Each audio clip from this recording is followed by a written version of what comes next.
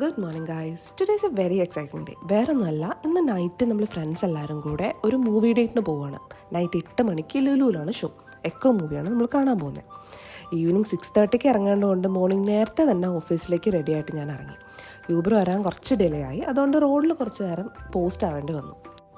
അങ്ങനെ യൂബറൊക്കെ വന്ന് ഞാൻ നേരെ ഓഫീസിലേക്ക് പോകാൻ ഇറങ്ങി. എൻ്റെ വീട്ടിൽ നിന്ന് ഓഫീസിലേക്ക് അറൗണ്ട് 20 മിനിറ്റ്സ് ട്രാവലാണുള്ളത്. By the way I am working as a BA. ഇവിടെ കൊച്ചി ഇൻഫോ പാർക്കിലാണ് ഞാൻ വർക്ക് ചെയ്യുന്നത്. ആ കാണുന്നതാണ് ഞാൻ വർക്ക് ചെയ്യുന്ന ബിൽഡിംഗ്, അതുല്യ. സോ ബാക്കി വിശേഷമൊക്കെ ഇനി വൈകുന്നേരം കാണാം.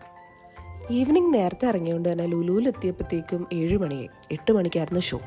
അങ്ങനെ ഞങ്ങൾ ഗ്രൗണ്ട് ഫ്ലോറിലൊക്കെ കുറച്ച് നേരം നടന്ന് നേരെ തന്നെ ഫുഡ് കോർട്ടിലേക്ക് വെച്ച് പിടിച്ചു.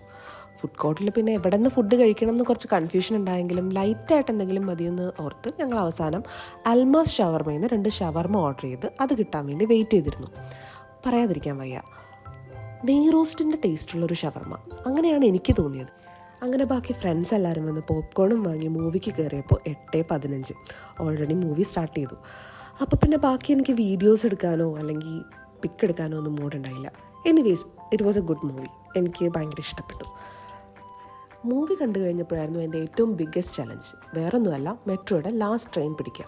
10:30 മൂവി കഴിഞ്ഞത്. ഞാൻ നോക്കുമ്പോൾ 10:40 ആ സമയത്തിനുള്ളിൽ മെട്രോയുടെ ലാസ്റ്റ് ട്രെയിൻ പോകും. പിന്നെ ബാഗൊക്കെ എടുത്ത് ഒരൊറ്റ ഓട്ടോ ആയിരുന്നു. എങ്ങനെയൊക്കെയോ സ്റ്റേഷനിലെത്തി.